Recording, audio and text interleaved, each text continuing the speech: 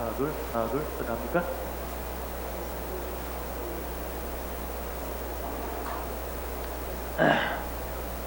자, 우리 옆 사람들과 한번 인사할까요? 참 잘 오셨습니다. 큰 은혜 받으시기 바랍니다. 예, 오늘 저녁에도 여러분들 잘 오셨습니다. 예, 종교개혁가들에 대해서 생각하고 있습니다. 우리 한번 복습 한번 해볼까요? 자, 이 종교개혁가들 첫 번째 사진 한번 보여주시기 바랍니다. 예, 종교개혁. 이제 올해가 종교개혁 500주년이다.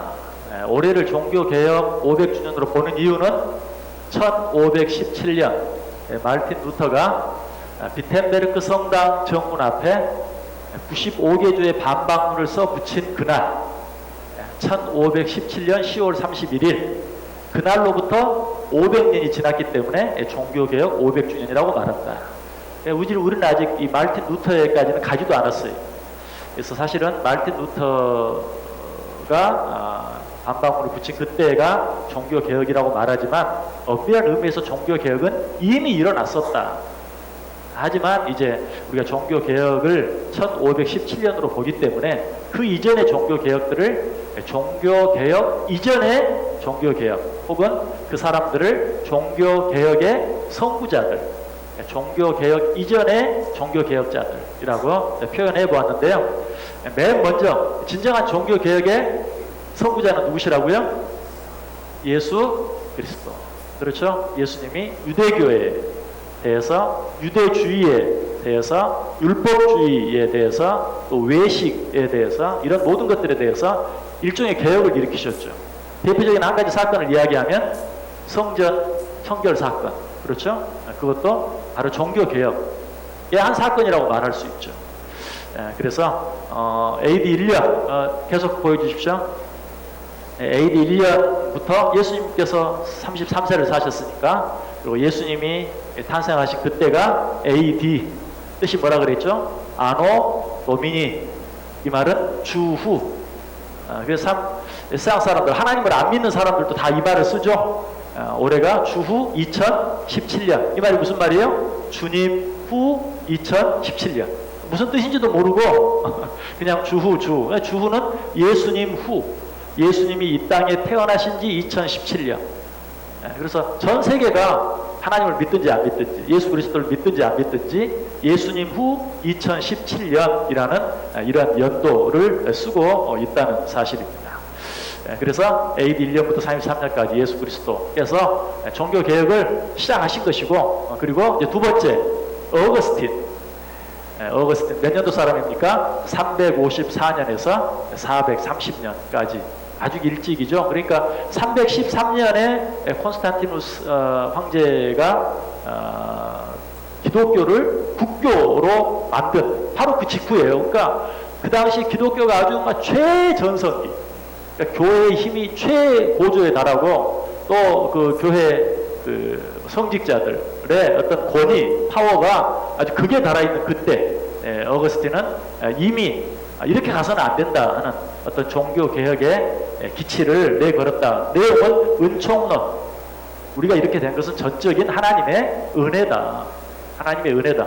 당시 교회가 왜 이렇게 힘이 커졌는가? 헌금이나 행위나 이런 것들을 통해서 구원을 얻는다고 주장함으로 말미암아서 성도들이 교회에 예속되게 만드는, 쉽게 말하면 교회에 꼼짝 못하게 만드는 그런 일을 통해서 교회의 권위가 높아지고 성직자들의 권위가 더 높아지는 그런 때에 있었거든요. 그런 때에 반해서 그런 것으로 구원받는 게 아니다, 은혜로, 은총으로 구원받는다 하는 것을 주장했어요. 당시로서는 오늘 우리는 너무 당연한 건데, 그 당시로서는 정말 기독교가 국교가 되어 있고 교황의 권위가 황제와 같은 때에 그런 이야기를 하는 것은 정말 쉬운 일이 아니었어요. 그러나 이미 어거스틴이 그런 이야기를 했고, 자유의지론에 대해서도 이야기했다.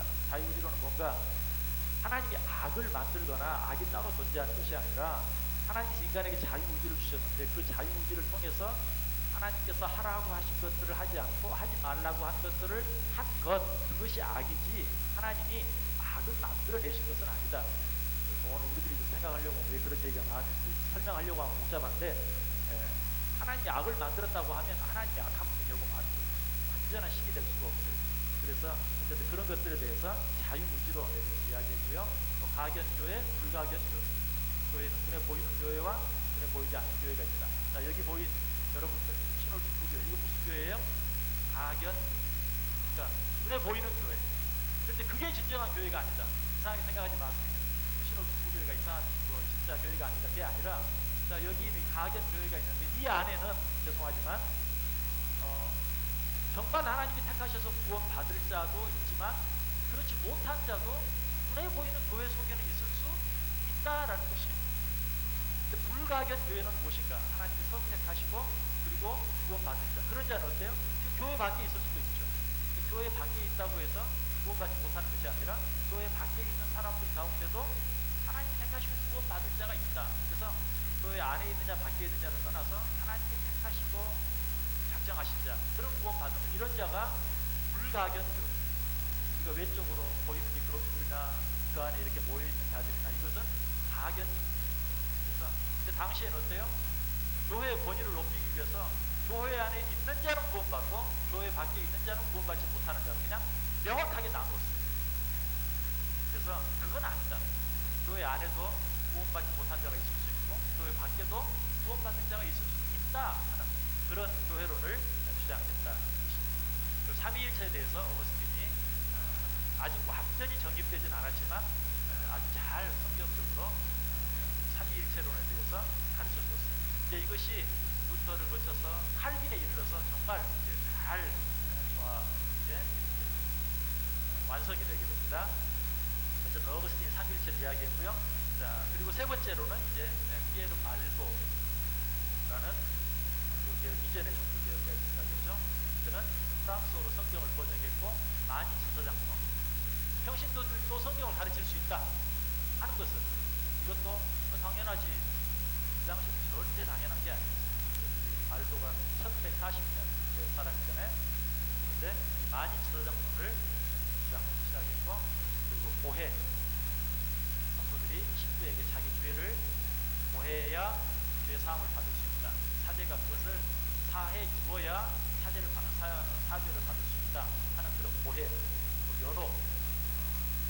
이 땅에서 충분히 공적을 쌓지 못한 사람은 죽어서 곧바로 천국에 가는 게 아니라 지옥과 천국의 중간 단계인 연옥에 머물렀다가 그 후손들이 공적을 더 많이 쌓아준 연도, 소위 연도 미사 등을 통해서 또 자신의 선행 이런 것들을 통해서 공적을 많이 쌓아주면 연옥에서 천국으로 옮길 수 있다. 여러분, 그러니까 죽어서도 자유롭지가 못한 거예요. 죽어서도 계속 천국에 가기 위해서는 자기 자손들을 통해서라도 뭔가를 해야 돼요. 이게 다 뭐예요? 교회에 그냥 꽉 묶어놓기 위한, 꼼짝달싹하게 하지 못하게 만들기 위한 하나의 그런 제도예요. 그래서 이런 고해성사, 이런 연옥 이런 것들에 대해서 말도가 반대를 했다 것이죠. 그리고 역시 그 뒤로 한 약 200년 정도 뒤에 있었던 존 위클리프는 탁발 수도사, 수도운동 등을 반대했다. 이것도 역시 마찬가지입니다. 이런 것들을 반대한 게 무슨 의미가 있는가? 탁발 수도를 왜 합니까? 사람들로 하여금 그 공적을 쌓게 만드는 거예요. 저희 통을 들고 다니면서 지금 불교 나라에 가면 지금도 볼 수 있죠. 캄보디아도 마찬가지고 태국도 마찬가지고 수도승들이 이걸 들고 다녀요. 그러면서 봤죠? 그걸 뭐라고 그러죠? 공양을 하고 그걸 봤는데 그거를 받으면 어때요? 그 사람의 공적이 쌓이는 거죠. 근데 당시 교회들이 그랬어요. 그 수도원 사람들이 나와서 그걸 받으러 다니고 음식도 받으러 다니고 물도 받으러 다니고 그러면 그걸 그렇게 함으로써 자기 공적을 쌓게 만드는 거예요. 그걸 많이 쌓아야 천국 가니까. 그러니까 결국은 이 탁발 수도사나 수도원 운동을 반대했다는 것도 결국 그런 어떤 행위로 구원받는 게 아니라 하는 것을 이제 실제적인 그런 어떤 운동을 통해서 종교 개혁을 하고 있는 셈이죠. 그렇죠? 수도원 운동도 마찬가지예요. 수도를 많이 해야 거룩해지고 그래야 구원받는다. 그게 수도원 운동이죠. 어거스틴이 그걸 얼마나 많이 했어요. 어거스틴 정말 자신이 불합리하고 살았기 때문에 죄책감이 너무 많아요. 그래서 그 죄책감을 벗어나기 위해서 수도원에 들어간 거죠. 수도원에 들어가서 얼마나 자기가 죽으면 미치는 그 수도원을 내려다보면서 날마다 수도를 쌓았는데 마음이 가벼워지기는 자유롭기는커녕 점점 죄의 무게가 더 그래서 결국은 어거스틴이 이게 아니다. 오직 의인은 믿음으로 말미암아 살리라 하는 그 말씀에 깨졌어요. 통해서 유총론을 얘기하게 됐다라고 맨 처음 이야기를 했죠. 그와 똑같이 존 유클리프도 탁발 수도사, 수도운동, 이런 공동주의, 핵인지 이런 것들을 반대했다. 그리고 하체선, 이거는 뭐 어거스틴도 마찬가지고 말도도 마찬가지고 다 마찬가지인데, 성찬, 실제 우리가 쓰는 빵과 포도주, 그것이 사제의 손에 들려지는 순간 예수님의 몸, 예수님의 살과 피로 진짜 바뀐다. 이거 화채설이거든요. 아니다. 그러는 건 아니다. 단지 거기에 영적으로 입지할 뿐이다. 우리가 성찬에 사용하는 떡과 빵과 포도주를 사용하는데, 우리가 그 예식을 행할 때 정말 주님께서 영적으로 거기 입지하신다. 그러나 여전히 빵은 빵이고 포도주는 포도주입니다. 그것이 정말 예수님의 살이 되고 정말 예수님의 피가 되는 것은 아니다. 한체설을 부인하고 영적 임재설을 주장했다. 시죠. 그리고 조언이 그리스도의 가장 중요한 업적은 뭐예요? 영으로 성경을 번역했다. 그래서 지금도 전 세계 성경 번역을 하는 선교회 이름이 위클리프 선교회라고 지어졌다. 여기까지 생각해 보았습니다. 그런데 종교개혁 이전의 종교개혁자로 한 사람이 더 있어요. 그 사람이 바로 네 번째로 생각할 야누스, 영어로는 존누스라고 말하는데 그 말을 그대로 하면 야누스. 이 사람은 뭐 심지어 종교개혁자라고 말할 수도 있는데, 아니 그렇게 말해도 타당한데, 아까도 말씀드렸던 것처럼 1517년을 종교개혁의 시작으로 본다면 야누스는 몇 년도 사람이에요? 1372년에 태어난 1415년에 화형을 당해서 죽은 그런 사람이죠. 그러니까 1517년 이전 사람이기 때문에 종교개혁 이전의 종교개혁자로 기록을 했습니다. 양후스, 후스라는 이름의 뜻은 거위라는 뜻이에요. 거위. 그리고 이 후스는 이 보헤미아 남쪽 후시네츠라는 동네에서 태어났는데, 후시네츠라는 동네 이름의 뜻은 거위 마을이에요. 재밌죠? 그 동네 후시네츠 말은 거위 마을, 거위 동네. 그런데 거기서 태어났는데 후스의 부모님들이 자기 아들의 이름을 후스 거위라고 지었어요. 그래서 사람들은 정확하지는 않는데 그 거위를 실제로 거위를 키우는 동네였고, 아들의 이름을 후스 거위라고 지은 것을 보면 그 부모님들이 아마 거위를 키우는 일에 그런 종사하는 사람들이었던 것 같다라고 생각을 합니다. 어쨌든 거위라는 뜻의 이름을 가진 후스, 이게 상당히 중요해요. 이제 뒤에 보면 왜 제가 이 얘기를 했는지를 알게 됩니다. 어쨌든 거위라는 이름의 후스가 거위 마을, 거위 동네라는 후시네츠라는 동네에서 태어났다. 그래서 이 후스는 공부를 많이 한 사람이었고, 일반 대학에서 강의를 했고, 그리고 후에는 신학대학에서 강의를 하고, 그리고 이제 카톨릭 교회의 사제가 되었던 그런 사람입니다. 후스는 특별히 설교 사역을 많이 했습니다. 그래서 지금도 체코 프라하에도 가면 바로 그 종교개혁 광장에 있는 틴 성당이라는 큰 성당이 있는데, 거기도 이 양 후스가 설교로 종교개혁을 내치고 종교개혁 가르침들을 전한 그런 일들을 많이 했던, 설교로 사역을 많이 한 그런 사람이었어요. 야누스가 했던 중요한 일은 체코 사람으로서 체코어를 굉장히 강조했어요. 그러니까 그것만 생각하면 이제 뭐 애국자이기도 한 셈이죠. 그런데 야누스가 체코어를 강조한 이유는 모든 사람은 하나님의 말씀을 자기 나라 말로, 자기 언어로 읽고 배우고 들어야 한다. 그것을 강조하기 위해서 체코 말을, 사람이 언어학자도 아닌데 체코어를 개발을 많이 했어요. 아주 체코어를 다듬어서 좋은 언어로 만들고, 그리고 찬송가도 체코어로 번역을 해서 자기 나라 말로 찬송을 부르게 하고, 그리고 성경도 체코 말로 번역하고. 그래서 체코어를 발전시킨 그런 아주 중요한 사람 가운데 한 사람이에요. 그리고 왜 그랬다고요? 단순히 뭐 우리나라 언어가 중요하다 이게 아니라, 어떤 애국주의자인 그런 마음에서가 아니라, 이상 모든 성도는 가장 쉬운 말이 뭐예요? 자기 나라 말, 자기 나라 언어로 하나님의 말씀을 읽고 듣고 배울 수 있어야 된다 하는 그런 사상. 당시에는 이것도 지금 후스 때까지만 해도 아주 금기사항이었어요. 하나님의 말씀을 라틴어로만. 그러니까 그 당시까지만 해도 이 평신도들이 성경을 직접 읽어서도 안 되고 또 성경을 뭐 가르치면 더더욱 안 되고 하는 그런 사상들이 여전히 만연돼 있었기 때문에 자기 나라 말로 누구나 이룰 수 있도록 하는, 우리나라도 사실은 한글을 만들었을 때 사람들이 반대를 많이 했죠. 왜냐하면 그 뭐 수준 격 떨어지는 것처럼 생각을 해서 반대를 많이 했는데, 마찬가지 성경을 라틴어로 봐야지, 라틴어가 아닌 그냥 뭐 어중이 떠중이 다 자기 나라 말로 성경을 읽고 쓰고 배우는 것, 이런 것은 아주 하나님의 말씀의 권위를 떨어뜨리는 것처럼 생각을 하고 반대하고, 또 사제들만 성경을 읽을 줄 알고 쓸 줄 알고 함으로 말미암아서 그렇지 못한 사람들을 마음대로 또 하기를 원하는 그런 것들이 있었던 때에 이 야누스는 성경을 체코, 찬송가도 체코어로 만들어서 부르게 하고 또 성경도 체코어로 번역해서 누구든지 읽고 또 들을 수 있도록 그렇게 했다. 그리고 지금까지 모든 그런 개혁자들이 다 그러했지만 야누스도 교회의 면죄부 판매, 특별히 이제 야누스 때는 십자군 전쟁이 이제 막 일어나고 하는 그런 때였어요. 그 십자군 전쟁에 이 물자를 조달하기, 자금을 조달하기 위해서 또 면죄부 판매가 다시 한번, 예전에는 어땠어요? 교황청에 있는 성 베드로 성당 그거 짓기 위해서 아주 면죄부뿐만 아니라 뭐 특별 면죄부까지 만들어서 팔고 그랬는데, 이 야누스 때는, 그래서 어거스틴 때부터 면죄부에 대해서 반대를 많이 했는데, 이 야누스 때는 특별히 그 십자군 전쟁을 위해서 또 면죄부가 판매되고 했을 때 면죄부는 잘못된 것이다, 이런 일이 있어서는 안 된다 하는 것을 또 공공연하게 반대를 했죠. 결국은 이 일 때문에 이제 종교 재판에 붙여지게 되죠. 1414년 스위스에서 열린 콘스탄츠 종교회의, 여기에 이제 야누스가 기소를 당해서 부름을 당해서 갑니다. 그때 이 야누스를 따르는 자들이 너 가면 죽는다, 절대 가지 말아라. 근데 그때 황제가 염려하지 말고 와라, 내가 네 신변 안전을 보장해 주겠다. 사실이었어요.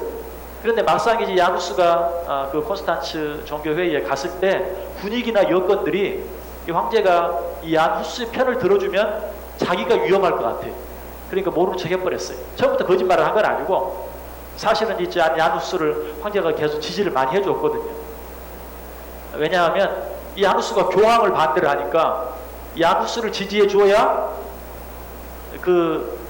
이 황제로서는 교황의 세력을 좀 누를 수 있잖아요. 그래서 야누스를 지원해 줬어요. 그리고 야누스에게 내가 너를 지켜줄 테니까 염려하지 말고 콘스탄츠 종교회의에 와서 네가 말하는 그 사상들을 이야기해라. 그런데 분위기를 보니까 이게 심상치 않아요. 잘못하면 자기가 손해가 날 것 같아요. 그러니까 오라고는 해놓고 지켜주진 않았어요. 결국 그래서 이 콘스탄츠 종교회의장에 들어가지도 못하고 체포되어가지고 감옥에 갇히게 됩니다. 이때가 언제였다고요? 1414년. 아까 야누스가 죽은 때를 여러분이 기억하고 계신다면 그래서 결국 죽었구나 하는 걸 알죠. 야누스가 언제 죽었어요? 바로 그 다음에 1415년에 죽었어요. 그렇게 1414년 10월 달에 콘스탄츠에 참석하기 위해서 갔다가 체포되어서 감옥에 감금되어 있다가 숱한 고문을 당하고 하다가 그 다음에 1415년에 역시 또 다른 콘스탄츠 회의에서 화형 선고가 내려지고, 화형 선고가 내려진 그날 그 자리에서 끌려나가서 화형을 당합니다.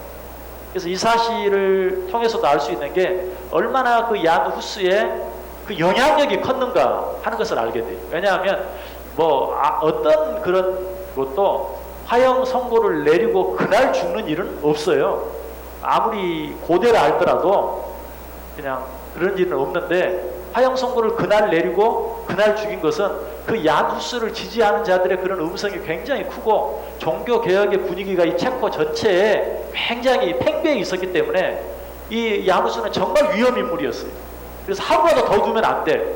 그래서 화형 선고를 내리자마자 그날 오후에 끌고 가서 화형을 시키고 맙니다.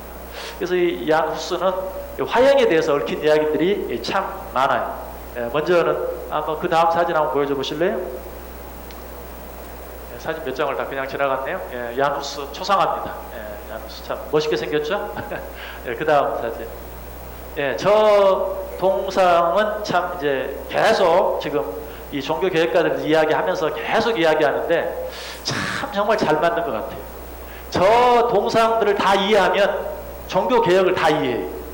그래서 참 종교개혁의 어떤 상징으로 저게 지금 보름수에 있는 종교개혁 광장, 루터의 종교개혁을 기념하는 보름수에 있는 종교개혁 광장, 루터가 신문을 받았던 그런 곳에 세워진 그곳인데, 다시 한번 간단히 설명을 드리면 맨 가운데가 루터, 그리고 그 바로 동상 밑에 이제 네 귀퉁이에 한 사람씩 앉아 있는데, 한 사람이 우리가 이 지난 시간에 생각한 말도, 그리고 그 다음 사람은 위클리프, 그 다음에 또 한 사람은 오늘 우리가 생각하는 얀 후스, 그 다음에 다음 주에 생각할까 말까 제가 망설이고 있는 또 한 사람이 있어요. 루터 이전의 사람, 사보나롤라라는 사람이 또 한 사람이 있어요. 그 네 사람이 지금 둘러싸고 있는 거예요. 왜 그랬다고 그랬죠?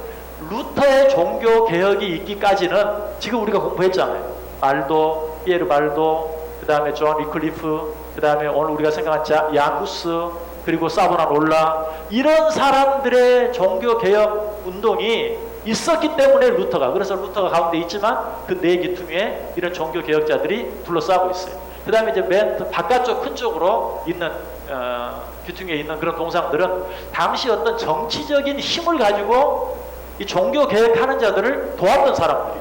그래서 뭐 칼을 들고 있기도 하고 칼을 짚고 있기도 하고, 뭐 필립 대저라든지 프리드리 선제우라든지 이런 사람들이 저기 있는데, 어떤 그런 영주, 백작, 공작 등의 지위를 가지고 종교개혁을 도왔던 사람들. 그러니까 정말 잘 만들어진 거예요. 아, 종교개혁이 어떻게 일어났는가? 정말 이런 어떤 한 사람으로 말미암아서가 아니라 그 이전에 이런 사람들의 협력이 있었고, 또 꼭 종교 지도자들이 아니라 어떤 수상적인 지위를 가지고도 여러 가지로 힘을 도왔던 이런 여러 사람들에 의해서 종교개혁이 일어났다는 것을 상징적으로 너무 잘 표현해줘요. 제가 저걸 가서 보면서까지만 해도 그걸 다 이해를 하지 못했어요. 그래서 지금 보면 사진을 좀 자세히 한 사람 한 사람 다 잘 찍어 올 걸 생각을 했는데, 여기서 보니까 그렇게 하지 뭐 그때만은 잘 이해를 못하고 와서 좀 정리를 하다 보니까 야, 너무너무 잘 만들어졌다. 그래서 정말 하나님의 일은 저렇게 이루어지는 거예요. 누구 한 사람이 잘나서 되는 게 아니에요. 똑똑한 어떤 한 사람으로 되는 게 아니에요. 어느 한 시대로 말미암아 되는 게 아니에요. 자, 루터가 있기 위해서는 이미 아까 말씀드렸죠. 300년 전 300년대 어거스틴, 그 다음에 뭐 1100년대, 1300년대, 1400년대, 이런 어떤 사람들의 꾸준한 그런, 그리고 계속적인 그런 것들에 의해서 어떤 것이 일어나는. 그래서 정말 우리가 신앙생활 하면서도 천년이 하루 같은, 그리고 하루가 천년 같은 그런 마음을 갖고 할 수 있어야 돼요. 너무 막 조급하게 내 때 뭐가 안 되면 뭐 안 되는 것처럼, 지금 당장 뭐가 안 되면 안 되는 것처럼, 지금까지 여기까지 온 것도 그렇게 뭐 조급하게 온 게 아니에요. 정말 하나님 오래 참고 기다릴 때 하나님이 생각하는 하나님의 때에 하나님의 귀한 일들이 이루어진다 하는 사실을 우리가 알 수 있어야 돼요. 자, 그 다음 사진이요. 예, 이제 여기서는 지금 이게 이제 루터고, 여기 있는 사람이 바로 지금 얀 후스입니다. 뭐 희미하게 보이는데, 여기가 지금 사보나롤라, 얀 후스가 지금 그 옆에 루터 밑에 얀 후스가 앉아 있어요. 그 다음 사진 한번. 좀 크게 찍은 사진이 있었네. 얀 후스. 그 다음 사진이요. 이거는 이제 뭐 그림인데, 얀 후스가 화형당하는 사진이 있을 수는 없죠. 그림으로 그려놓은 것입니다. 얀 후스가 화형당하는 그런 모습을 그려 놓았습니다. 그런데 그가 화형대로 끌려가기 전에 감옥에서 드렸던 참 아름다운 기도문이 있어요. 제가 한번 읽어드릴게요. 나는 비록 약하나 당신의 뒤를 쫓도록 이끌어 주옵소서. 나의 영혼을 강건케 하셔서 기꺼이 감당하도록 하소서. 만약 육신이 약하거든 당신의 은혜로 앞장을 세우소서. 은혜가 당신과 나 사이에 그리고 내 뒤에 따르게 하소서. 주 예수님, 당신이 아니시면 당신을 위하여 잔인한 죽음을 감당할 수 없나이다. 나에게 두려움이 없는 심장과 올바른 신앙과 요동치 않는 소망과 완전한 사랑을 주시옵소서. 당신을 위해 인내와 기쁨으로 제 생명을 바치게 하옵소서. 화형장에 끌려가면서 하나님께 드렸던 기도예요. 그리고 이제 이 사제들이 후스를 화형시키기 위해서 그 사제복을 벗기고 그의 머리에 종이로 만든 이단들의 주모자라는 그런 글귀를 써서 쓴 그 종이 모자를 씌우려고 했어요. 여러분 무슨 생각이 납니까? 무슨 생각이 나요? 예수님이 십자가에 달리실 때 머리에 쓴 가시 면류관, 또 십자가 위에 써붙여 놓았던 유대인의 왕이라는 명패, 그 생각이 나죠. 아마 그걸 생각하면서 그랬는지도 몰라요. 이 화양장으로 끌고 가서 화양시키려고 하면서 그 머리에 종이로 만든 이단들의 주모자라는 글을 써놓은 그런 모자를 씌우려고 했을 때 역시 후스가 이런 말을 했어요. 내 주 예수 그리스도께서는 나를 위해 진정한 가시 면류관을 쓰셨다. 그렇다면 나라고 주님을 위해 덜 고통스러운 이 면류관을 쓰지 말란 법이 있는가?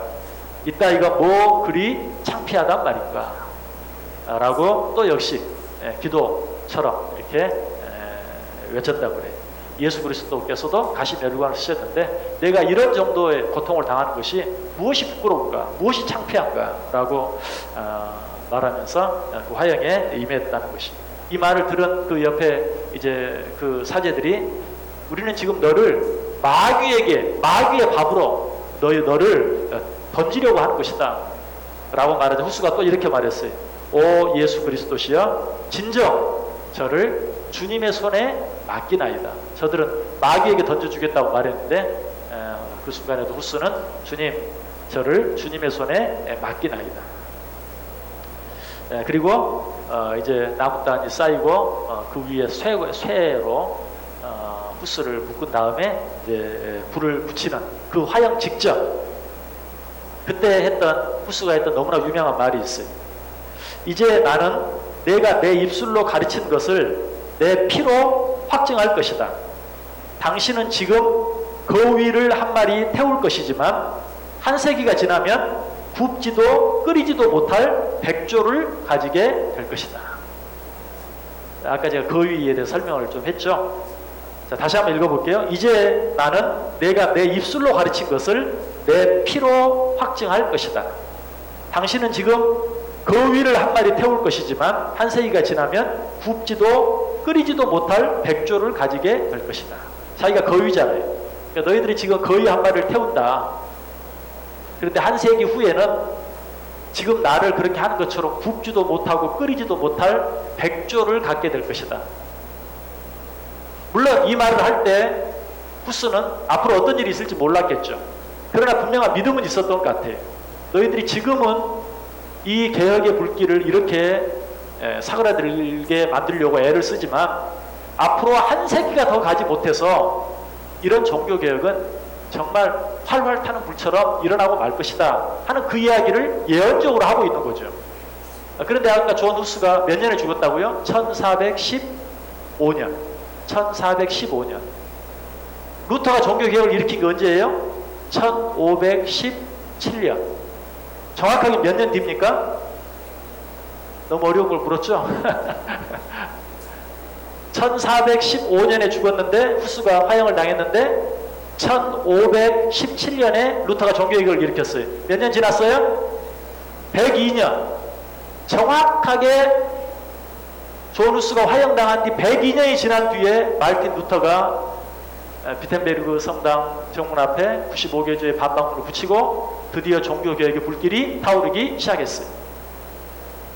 지금 후스가 말하는 거위는 당연히 자기 자신이죠. 너희가 지금은 거위 한 마리를 태우고 있는데 1세기 후에는 굽지도 못하고 끓이지도 못할 백조를 갖게 될 것이다. 그 백조가 누구예요? 루터를 이야기하죠. 실제로 루터는 이 후스의 영향을 굉장히 많이 받았어요. 그래서 그 뒤로부터 정말 정확하게 102년이 지났을 때 우리가 종교개혁이라고 말하는 그런 종교개혁이 루터로 말미암아 일어나게 되었다 하는 것이죠. 정말 어떤 선지자적인 그런 어떤 은혜를 하나님이 주셨다고 볼 수밖에 없어요. 그리고 또 그는 그 속에서 이렇게 말했습니다. 나에게는 순간의 형벌을 피하는 것보다 죽는 것이 더 좋은 일이며 영원한 수치를 당하는 것보다 불 속으로 던져지는 것이 더 유익하다. 그런 일들은 바로 나를 주님의 팔에 던지는 것이 되기 때문이다. 참 이것도 죽음 앞에서 어떻게 이렇게 멋진 말들을 할 수 있을까? 뭐 참 죽음 앞에서 하는 말을 멋진 말이라고 말하는 것도 좀 송구스럽지만 나를 불에 던지는 이것은 나를 주의 팔에 던지는 것이다. 우리가 찬송하는 것처럼 주의 팔에 안기세 라고 찬송하는데 사람들이 막 이제 후스를 회의했어요. 지금이라도 네가 지금까지 가르쳤던 것들을 포기하기만 하면 너를 살려주겠다. 그때 그는 그렇게 말, 나를 이 불에 집어 던지는 것은 나를 주의 팔에 던지는 것이다 라고 말했다는 것입니다. 그리고 나서 마지막으로 이렇게 기도합니다. 주 예수여, 나의 대적들을 용서하여 주옵소서. 당신은 저들이 나를 대적하여 하는 잘못된 증언과 그릇된 기소를 알고 계십니다. 당신의 무한한 자비로 저들을 용서하여 주옵소서. 누구 기도가 생각납니까? 예수님의 기도, 또 스데반의 기도가 생각이 나죠. 이 앞에 보면 저들이 지금 무고하게 나를 기소하고 있는 것을 당신이 아십니다. 그 다음에 어떤 기도가 나와야 될 것 같아요? 그러니 나를 이 무고함에서 벗어나게 해 주옵소서. 근데 그게 아니에요. 저들이 무고하게 나를 기소하는 죄를 범하고 있습니다. 주여, 저들의 죄를 당신의 긍휼로 용서하여 주옵소서 라고 기도하고 있는 그런 후스의 모습을 보게 됩니다. 이렇게 해서 후스는 죽었어요. 불이 붙어서 이제 화형을 당합니다. 그런데 여기서 이제 후스의 죽음은 바로 이 체코, 당시 보헤미아 이곳에 그 놀라운 이제 종교 개혁의 하나의 불길이 됩니다. 후스가 죽자 후스를 따르던 그런 추종자들이 아주 이제 교황청이나 당시 카톨릭 교회에 이제 반기를 들고 반대하는 그런 일들이 점점 더 심해져요. 그래서 역시 이제 후스도 앞에서 얘기했던 것처럼 일반 성도들도 빵만 먹을 것이 아니라 포도주도 받을 수 있게 해달라라고 교황청에. 자, 제가 설명드렸죠? 왜 빵만 줬다고요? 카톨릭 교회는 화채설을 믿기 때문에 사제의 손에 빵과 포도주가 들려주는 순간 빵은 예수님의 몸으로, 포도주는 예수님의 피로. 실수로 빵이 땅에 떨어지면 어때요? 예수님의 살이 떨어진 건데 주워서 다시 먹으면 돼요. 그런데 포도주가 흘러버리면 엎질러진 물이에요. 이건 큰일 나요. 예수님의 피가 땅에 쏟아져 버리면 정말 만회할 수 없는 엄청난 실수, 죄가 되기 때문에 포도주는 일반 성도들이 주지 않았다. 그러나 후스는 빵뿐만 아니라 아까 말했죠. 화채설뿐만 아니라 임재설을 주장하면서 빵뿐만 아니라 포도주도 온 성도들이 받아야 된다. 그런데 후스는 임재설을 부인했어요. 근데 이제 임재설을 부인했다는 의미는 뭐냐면 화채설을 부인했다는 의미예요. 영적 임재 그런 것까지는 자세히 얘기를 하진 않았는데 어쨌든 후스는 임재설을 부인했다라고 말하는데 후스가 말하는 임재설은 영적 임재를 말하는 것이 아니라 살과 피가 사제의 손에 들려주는 순간 예수님의 살과 피로 바뀐다는 그런 임재를 부인했다. 그러니까 결국은 후스도 화채설을 부인한 것이죠. 그래서 이제 후스주의자들이 후스를 따르는 후스주의자들이 드는 깃발, 후스파, 후스주의를 상징하는 깃발이 있는데 그 깃발이 뭐가 그려진 줄 아세요? 뭐가 그려졌을 것 같아요? 상상해 보세요. 방금 제가 말씀드린 모든 평신도들에게도 빵뿐만 아니라 예수님의 피를 기념하는 포도주도 주어져야 된다라는 것을 강력히 주장했던 후스주의, 후스파들의 깃발에 무슨 그림이 있을까요? 성배, 포도주를 담는 잔, 그게 그 깃발에 그려져 있어요. 그 당시로서는 그게 가장 큰 이슈였고 후스주의자들이 굉장히 강조했기 때문에. 자, 여러분들 혹시 뭐 미사에 가보셨어요? 미사에 가면 항상 미사를 행할 때 사제가 잔을 들고 포도주를 본인 혼자 마시고 하얀 깨끗한 수건으로 딱 닦아서 주진 않고 옆에다 그냥 딱 놓고 이제 성도들은 나와서 어때요? 빵만 하나씩 이렇게 나눠주죠. 그게 바로 이제 성배인데 후스주의자들의 깃발에 그 성배가 그려져 있어요. 그래서 후스주의자들이 가장 강력하게 요구했던 게 뭔가 하는 것을 가장 잘 나타내주고 있죠. 그리고 이제 후스가 죽은 후에 후스주의자들이 했던 유명한 한 가지 일이 있어요. 그건 뭐냐면 후스는 죽었지만 그 후스주의자들도 감옥에 갇혀 있는 자들이 너무 많았어요. 그래서 후스주의자들을 석방해달라고 시위를 하면서 프라하 시청에서 시의원들을 저 높은 창문에서 집어 던져버리고 그 후스주의자들을 박해하는 의원들을 시청 창문에서 밖으로 집어 던져버리고 밑에서는 다른 후스주의자들 기다리고 있다가 떨어지는 자들을 찔러 죽이는 그건 무서운 일이죠. 그런 일이 일어났어요. 다음 사진 한번 보여줘 보세요. 저게 이제 저것도 역시 이제 그림인데 저 정도 높이에서 떨어져서는 안 죽을 것 같은데 그림을 종탑 단위로 높은 데서 떨어뜨리는 제1차 시청 창문 투척 사건 이렇게 이름을 붙였는데 아무튼 저런 일이 일어났어요. 저것도 이제 또 한 번 그 체코에서 종교 개혁의 불길이 타오르는 하나의 계기가 되었습니다. 이제 후스의 이 개혁 사상은 특별히 당시 교황의 그 잘못된 교황의 직위에 대한, 교황의 권위에 대한 어떤 잘못된 것을 전적으로 주장했는데요. 첫째로 이제 후스는 성경에 나타난 집사, 장로, 감독 이외의 모든 직분은 다 잘못된 것이다. 그러니까 위에 무슨 이제 사제, 주교, 교황 이런 것들은 성경에 없는 잘못된 권위들이다. 그리고 베드로의 뒤를 이어 교황이 되었다라고 하는 것은 다 꾸며낸 이야기다라고 그 교황뿐만 아니라 성경에 나타나 있는 그런 직급 위에 그 고위직들에 대해서 그런 것들을 부인했어요. 근데 내용들을 한번 읽어볼게요. 만일 교황이 하나님의 율법과 복음을 아는 경건한 자들을 무시하고 인간적인 전통에만 눈을 돌린다면 이것은 교황을 거절해야 될 표시이다. 교황과 영적인 고위층들이 경건한 삶을 벗어나서 세상적인 일에 얽매여 산다면 이것이 교황을 거절해야 될 또 하나의 표시가 됐다. 당시 교황은 어때요? 황제의 자리까지 넘보고 있었죠. 정치에 굉장히 관여를 많이 하는 이런 일들은 잘못된 것이다. 세 번째, 교황이 그리스도를 섬기는 일에 세상의 장사꾼들을 내세우고 자신의 세속적인 삶에만 욕심을 내어 교회를 압박하는 경우 이것이 교황을 대항할 표시가 된다. 여기 재밌는 말이 있죠. 교황이 그리스도를 섬기는 일에 세상의 장사꾼들을 내세운다. 이게 뭐냐면 면죄부를 판매하기 위해서 정말 장사 수완이 좋은 사람들을 끌어들였어요. 그러니까 면죄부를 조금이라도 더 많이 팔게. 이런 일들이 있었어요. 이런 일들은 교황을 대항할 표시가 된다. 네 번째, 만일 교황이 자신의 명령서를 통하여 구원을 필요로 하는 영혼들에게서 하나님의 말씀을 탈취한다면 이것이 교황을 향하여 대항할 또 하나의 표시이다. 성경에 나타나는 그런 여러 가지 내용들이 있는데 그것들에 반해서 교황이 그것 이상의 어떤 것을 성도들에게 요구한다면 그건 역시 잘못된 것이다. 교회의 부와 사치는 사악함과 불신앙의 표징으로 보고 교회가 온갖 비싼 성화들과 성직자의 예전복, 성배 등을 사용하여 행하는 의식들은 잘못된 것이다. 여러분들이 아마 유럽에 가서 여러 유명한 성당들 가보면 정말 얼마나 물론 이제 요즘은 더 시간이 지나서 더더욱 그러하지만 당시 최고의 화가들이 그려놓은 그런 그림들, 벽화들 이런 것들이 그냥 천정, 벽면 모두에 꽉 차 있죠. 그런 것들이 하나의 그 당시 교회의 권위였어요. 이런 것들은 잘못된 것이다 하는 것을 이야기하죠. 무엇보다 중요한 건 그런 그의 교회론에서 교회는 예정된 자들로서만 구성되며 교회의 참 머리는 교황이 아니라 그리스도요. 교회의 법은 성경이요.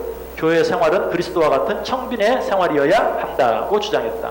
그리고 교황의 명령이 그리스도의 법에 일치할 때만 교황에게 순종해야 한다. 빗나간 교황에 대항하는 것이 곧 그리스도께 순종하는 것이다. 교황의 말이 성경과 일치되면 순종해야 하고 성경과 일치하지 않는 교황에 대해서는 대항하는 것이 그리스도께 순종하는 것이다 라고 이야기를 했습니다. 어쨌든 이런 것들이 그 존 후스의 그런 종교 개혁들의 면면들이고요. 그래서 그 가운데 특별히 우리가 지금까지 생각해 보지 않은 한 가지 존 후스가 이야기했던 종교 개혁 내용 한 가지를 더 이야기한다면 사제들의 독신주의, 이거 비성경적이다라고 주장했습니다. 사제들의 독신주의. 그래서 이제 그 가톨릭 교회의 그런 어떤 성적인 문제들, 아동 성추행, 그리고 이제 가톨릭은 그 성만찬 미사를 돕는 그 아이들이 있죠. 그걸 뭐라고 부르는데 그 아이들과 그 사제들과의 어떤 그런 성적인 그런 잘못된 일들. 자, 뭐 이런 일들을 이제 비난을 하면 그냥 괜히 가톨릭만 가지고 비난하는 것처럼 개신교에도 그런 잘못들이 많이 있거든요. 그런데 개신교가 그런 잘못을 저지르는 것은 개개인의 잘못이에요. 그 사람이 잘못한 것이. 그런데 카톨릭에서 그런 잘못을 저지르는 것은 그렇게 잘못할 수밖에 없는 제도를 만들어 놓고 잘못하게 만드는 거예요. 그러니까 성경은 한 번도 성직자들의 어떤 독신, 본인이 원하고 또 본인이 그렇게 하기를 원할 때 스스로 선택할 수는 있지만 제도적으로 그 사제들의 독신주의를 말하는 것은 아닌데 그렇게 할 수밖에 없는 억지로 그렇게 만들어 놓고 그러다 보니까 그런 사고들이 더 많이 생겨지는 이런 일들이 있죠. 그래서 이런 특별히 그 사제들의 독신주의를 이 얀 후스가 반대했어요. 그런 것들은 잘못된 것이다라고 주장했습니다. 이 존 후스가 콘스탄츠 종교회의에서 화형에 처하게 되었다고 했는데 그때 받은 기소장이 있어요. 그 기소장 내용이 보면 또 역시 얀 후스가 뭘 주장했는가 하는 걸 또 알게 되죠. 그 기소장 역시 내용이 6가지인데요. 첫 번째, 피고는 그리스도의 몸이 성만찬에 임재하지 않는다고 주장한다. 여기서 말씀드렸죠. 영적인 임재를 부인한 것이 아니라 하체설, 예수님의 몸과 피로 바뀐다는 것을 부인했다. 그 첫 번째 죄목이고요. 두 번째, 피고는 교황의 무호성을 부인했다. 교황은 잘못이 없는데, 교황은 오류가 있을 수 없는데 그 교황의 무호성을 부인했다. 세 번째, 피고는 고해 성사를 거부했다. 네 번째, 피고는 상급 성직자에게 무조건 순종할 것을 거부했다. 야누스는 그걸 거부할 뿐만 아니라 그런 제도는 비성경적인 것이다, 잘못된 것이다 라고까지 부인했죠. 그 다음에 6번째, 피고는 성직자의 독신을 거부했다. 6번째, 피고는 면죄부에 대한 문제를 제기했다 하는 이 6가지 죄목으로 야누스가 종교 재판에 회부됐고 거기서 화형 선고를 받았고 화형 선고를 받은 그날 오후에 화형을 당하고 말았다는 것입니다. 자, 이런 그 후스주의의 영향으로 말미암아 종교개혁 단체가 2개가 생겨나요. 이거 제가 종교개혁제를 다녀와서 주일날도 잠깐 말씀을 드렸는데 그 한 파는 온것파, 우트라크파가 있고 또 한 파는 강경파, 타보라이츠파라는 2파가 있어요. 다음 사진 한번 보여줘 보세요. 저게 이제 그 타보라이츠 후스를 따르는 강경, 아주 급진적인 그런 사람들이 당시 그 교황청과 싸우기 위해서 잘못된 그런 교회와 싸우기 위해서 집단 생활을 했던 동네입니다. 타보라라는 동네. 저걸 모형으로 만들어 놨는데요. 그 위에는 일반적인 동네, 높은 곳에 동네를 만들어 놓고 이제 실제로 전쟁을 하면서 옛날 우리 제주도의 탐나 항쟁처럼 또 저 이스라엘의 마사다 항쟁처럼 아주 마사다와 아주 비슷하게 생겼어요. 그 위에 이제 살면서 그 기존 교회와 투쟁을 했고요. 근데 그 밑에 보면 이제 상당히 높은 곳에 있는데 저 동네 겉으로 난 동네뿐만 아니라 그 밑에 완전히 지하 동네를 만들어 놨어요. 다음 사진 한번 보여줘 보세요. 저 땅 속입니다. 땅 속 굴. 저 이제 밀랍 인형을 만들어 놓은 곳인데 당시 사람들이 살았던 모습이고요. 그 다음 사진이요. 저건 동물들까지도 저 지하에서 키워서 먹고 사는 동물들도 저렇게 밀랍 인형으로 만들어 놨더라고요. 그렇게 해서 저 타보라라는 그 야누스를 추종하는 2 세력, 하나는 온건파, 하나는 급진파. 온건파는 나중에 기존 교회와 합세해가지고 이제는 그들과 이 급진파인 타보라가 함께 싸우는, 그러다가 타보라에 있는 그런 많은 사람들이 순교를 당하는 그런 일들이 역시 야누스의 종교 개혁 속에 기록이 되어 있습니다. 그래서 이런 이제 야누스의 추종자들로 말미암아서 생긴 지금까지도 있는 단체가 바로 모라비안 형제단, 모라비안 형제단, 영어로 얘기하면 모라비안 브레드런이라는 그런 단체가 지금도 있어요.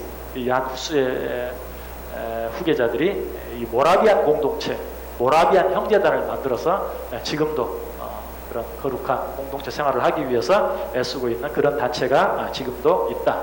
그래서 이 모라비안 형제단이 바로 얀 후스의 그런 뒤를 잇는 자들이다 하는 것 말씀을 드립니다.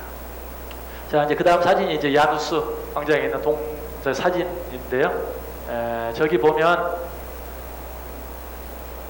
전혀 보이질 않네요. 여기서는 저 일반 동굴 보이는데 이 밑에 아주 유명한 글귀가 적혀져 있어요. 얀 후스의 글귀가. 제가 그거 읽어드리고 오늘 말씀 마치겠습니다. 진실의 7가지 명제, 그래가지고 진실만을 찾아라, 진실만을 들어라, 진실만을 배워라, 진실만을 사랑하라, 진실만을 말하라, 진실만을 지키라, 진실만을 사수하라, 죽을 때까지 라는 그런 진실의 7명제가 이 존 후스 프라하의 한 중심에 있는 이 종교개혁 광장 이 밑에 그 글귀가 그 글귀가 써져 있다고 그러는데 무슨 말인지 제가 읽을 수가 있어야지 그런가 보다.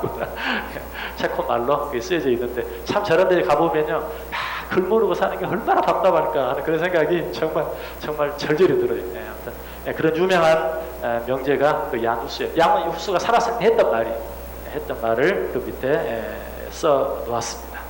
자, 이것이 이제 종교 개혁과 이전의 종교 개혁, 어거스틴, 발도, 그리고 위클리프, 그리고 양 후스. 다음 주에 어떻게 될지 모르겠지만 한 사람 더 생각하면 사보나 놀라. 다음 주는 어차피 제가 이 시간을 못 하겠네요. 사보나 놀라 한 사람을 할지 아니면 곧바로 말틴 루터로 넘어갈지 모르겠는데 한 사람 더 이야기한다면 사보나 놀라라는 루터 이전의 종교 개혁자가 한 사람 더 있습니다. 저희도 생각해 보도록 할 것이고요. 자, 이제 마치면서 종교 개혁의 세 가지 큰 모토. 자, 마지막 사진 보여주세요. 안 보여줘도 여러분 다 아시겠지만, 자, 시작. 솔라 그라티아, 솔라 피데, 솔라 스크립투라. 자, 솔라 그라티아 뭐죠? 오직 은혜. 영어를 조금 생각하시면 돼요. grace. 솔라 그라티아 오직 은혜. 솔라 피데 오직 믿음. 영어로 얘기하면 faith, only faith. 솔라 피데. 자, 솔라 스크립투라는 오직 성경. 자, 오직 은혜, 오직 믿음, 오직 성경. 자, 우리말로 시작. 오직 은혜, 오직 믿음, 오직 성경. 지금 보세요. 종교개혁과 이전에 봤는데 다 성경을 번역하기 위해서 애쓰고, 그리고 다 믿음을 강조하고 은혜를 강조하는. 그래서 제가 이 공부를 시작하면서 고민했던 게 뭐냐면, 종교개혁의 기치는 결국 다 똑같은데 시간마다 똑같은 말을 반복하게 되면 어떻게 되나, 어떻게 될까, 그게 걱정을 했어요. 근데 어쨌든 이제 여러 가지 그런 다른 주변의 이야기들을 좀 이렇게 나누면서 중요한 것은 바로 저것이 오직 은혜, 오직 믿음, 오직 성령. 이 세 가지를 잊지 마시길 바랍니다. 자, 다시 한번 우리 시작하기 전에 드렸던 기도 한번 같이 드리고 마치겠습니다. 내 안에 종교개혁이 있게 해주옵소서. 우리 가정 안에 종교개혁이 있게 해주옵소서. 우리 교회 안에 종교개혁이 있게 해주옵소서. 한국교회 안에 종교개혁이 있게 하시고 이 세상 모든 교회 안에 진정한 종교개혁이 되어서 정말 마지막 때를 온전히 준비하는 아름다운 교회들 되게 해주옵소서. 우리 조용히 한번 묵상하며 기도합니다. 아버지,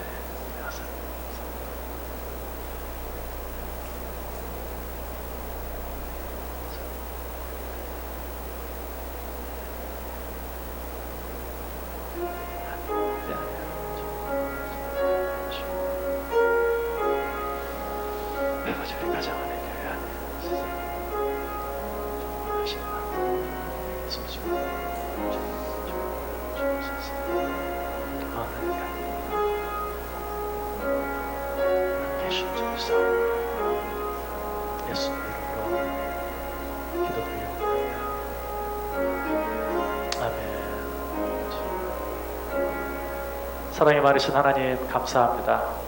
종교 개혁가들에 대해서 공부했습니다. 오직 은혜, 오직 믿음, 오직 성경에 기치한 진정한 종교 개혁이 내 안에, 우리 가정 안에, 우리 교회 안에, 한국 교회 안에, 이 세상 교회 안에 다시 한번 불타오르게 하여 주옵소서. 예수님의 이름으로 기도드리옵나이다. 아멘.